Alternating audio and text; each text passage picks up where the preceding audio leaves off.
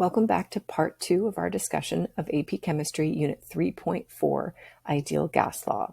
So in part 1, we looked at Boyle's Law, Charles' Law, Gay-Lussac's Law, and the combination gas law. So for part 2, we're going to pick right up with Avogadro's Law. So Avogadro's Law states that the volume of a gas at a given temperature and pressure is directly proportional to the quantity of a gas, or the moles of a gas. So remember, N is our shorthand, or our variable for moles. So V1 over N equals V2 over N, or our volume of gas 1 over moles is equal to our, our initial volume over N is equal to our final volume over N. And remember, as we learned in part 1, when we have our variables being divided by each other, this indicates a directly proportional relationship. So here's a simulation that's going to demonstrate Avogadro's law. So notice I'm keeping pressure constant, but I'm allowing my volume to change, and my temperature is also not changing. So as I increase my amount of gas particles, my volume is increasing. Or we could also look at if I'm increasing the number of moles of particles, my volume increases. Now, as I decrease my number of particles or decrease my moles of particles, then my volume is going to decrease, which is the exact relationship we'd expect based on Avogadro's law. Avogadro's law also states that 1 mole of any gas at STP, standard temperature and pressure, has a volume of 22.4 liters. And so just remember, STP is 1 atmosphere at 0. So standard pressure, the pressure is 1 atmosphere, and the standard temperature is 0 degrees Celsius or 273 degrees Kelvin. So again, that 1 mole of any gas doesn't matter if it's a gas that is just one single atom, or if it's a diatomic, or if it's any of these larger gas molecules. Doesn't matter the size of the gas particles. If you have 1 mole of any gas at STP, 1 atmosphere and 273 Kelvin, that the volume of that gas, that volume of that 1 mole of gas is going to be 22.4 liters.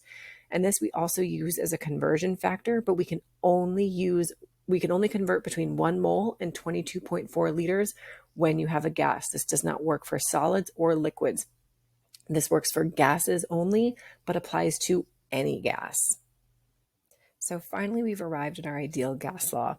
So remember the ideal gas law, which is mathematically PV equals nRT. So this is the mathematical equation for the ideal gas law, with P being pressure, V volume, and moles. R is our universal gas constant, and T is temperature. So the ideal gas law, or PVNRT, is used to relate the pressure, volume, moles, and temperature of a sample of gas by using the gas constant R at a given state under particular conditions. So remember, a couple things to remember when using your ideal gas law is, first of all, your R value is going to be different depending on the pressure units that you're using. So if you're using atmospheres for your pressure units, you're going to use 0.0826 liters atmospheres per mole Kelvin. If you're using torr, or millimeters of mercury, you're going to use 62.36 liters torr per moles Kelvin.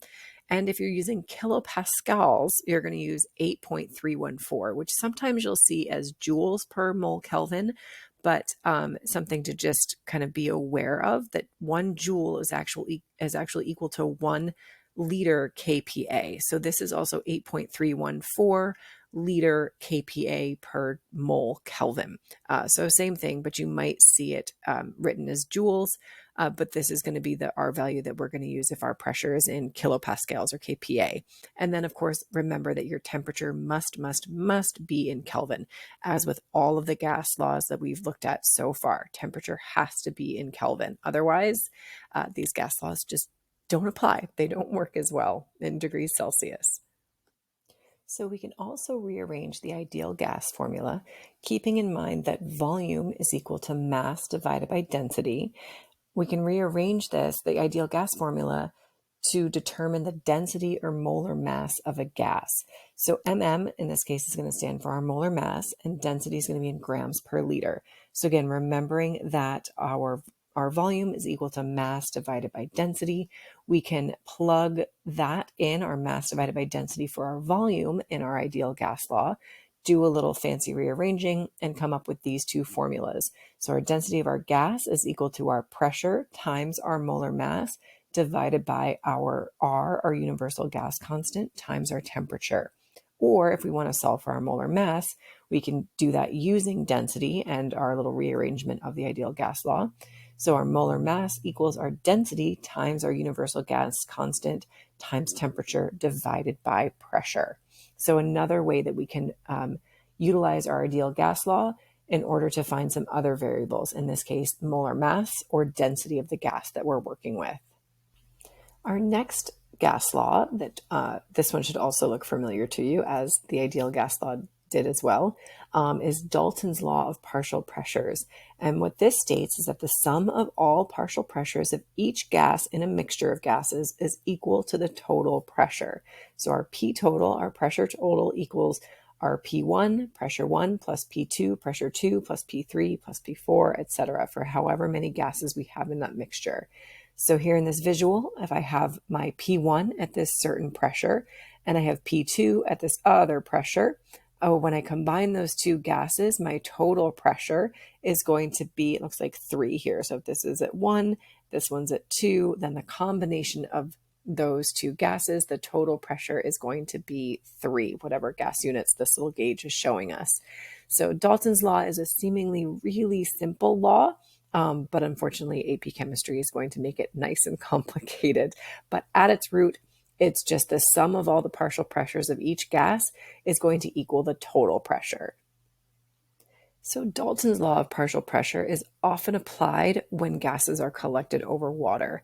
So when we have an experiment that's producing gas, what we often do to minimize contamination from the room air and other surrounding environmental gases is we're going to collect the gas within a water bath. So whatever the experiment is here that's producing gas, the gas is going to travel through this tube and into the water bath, and then it's going to be pumped into an inverted beaker that will start off being completely full of water. And then they'll take the volume, or the level of the water will be measured before the experiment is run, and then after, at the conclusion of the experiment, because as the gas is produced, it's going to be pumped into this beaker, and it's the increasing gas collected is going to push the water out of the beaker. So this is a really nice fairly easy way to measure the amount of gas produced in an experiment and ensure that there's no contamination, no mixing with any gases from the environment. So while this method is going to eliminate gas from the environment, it's also going to create water vapor. So as the gas travels through the water, it's going to pick up water vapor. And so this water vapor is added to the gas produced by the experiment. But we're not interested in the water vapor being produced by the experiment. We're just interested in the gas that's actually being produced in that experimental tube. So what we need to do is we need to correct for this. We need to remove the water vapor from our quantity. So we actually know that the amount of water vapor picked up is a function of temperature, and we have water vapor pressure tables that can help us with this.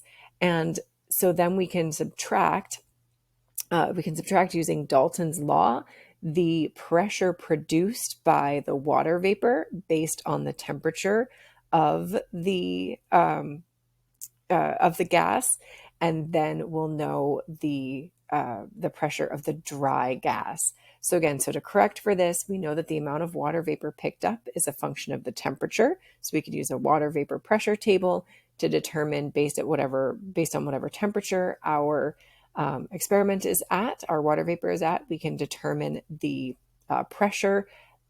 partial pressure of the water vapor inside that inverted beaker, subtract that partial pressure of our water vapor out using Dalton's law, and we'll get the pressure of just the dry gas, the gas that's been produced by the experiment that we're interested in.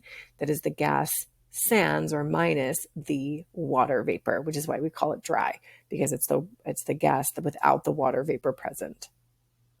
So another equation that's going to come in handy when working with partial pressures is mole fraction. So remember from Gen Chem that mole fraction, denoted by X sub A, is equal to the moles of A divided by the total moles. And so this is very similar to percent moles, but we're just not multiplying by 100. So it's going to be a fraction of 1, which would be a decimal point. And it's just a ratio, so there's going to be no units. So again, mole fraction X sub A is equal to our moles of A divided by our total moles. So we can also use mole fraction to find our partial pressure. So to do that, we're going to multiply the mole fraction X sub A by the total pressure of the system, and that is going to give us our partial pressure. So partial pressure equals our mole fraction times our total pressure. So let's try an I do practice for this unit topic. When heated strongly, solid calcium carbonate decomposes to produce solid calcium oxide and carbon dioxide gas, as represented by the equation below. A sample of calcium carbonate is placed in a rigid 35-liter reaction vessel from which all the air has been evacuated. The vessel is heated to 437 degrees Celsius, at which time the pressure of carbon dioxide gas in the vessel is constant at 1 atmosphere. Calculate the number of grams of calcium carbonate gas that reacted to produce the carbon dioxide gas. Well, first things first, we need to figure out which of our gas laws and equations we're going to use for this one. And our biggest clue is that they're asking us to calculate the number of grams. And if they're asking us to calculate grams, then we probably need to get to moles. So we need to use PubNerds. So now we can fill in all of our variables. So we've got our 1 atmosphere of pressure and 35 liters, and N is what we're solving for because in order to get to grams, we need to get to moles. And we've chosen our correct R value based on our pressure, which is in atmospheres, and we've converted our temperature to Kelvin. So once we do this, we solve for N, which is 0.6007 moles of carbon dioxide. And this one's a little tricky. You have to pay attention to what you're actually solving for. So this is our moles of carbon dioxide, but they want grams of calcium carbonate. So we need to use our mole ratio from our reaction to get us to calcium carbonate so that we can then get to grams. So I have a 1-to-1 mole ratio, so 1 mole of carbon dioxide to 1 mole of calcium carbonate from our reaction, our mole ratio up here. And now that I'm in moles of calcium carbonate, I can use my molar mass of calcium carbonate, and I get 60 grams of calcium carbonate. And that wraps up our discussion of Unit 3.4. Bring any questions you have with you to class.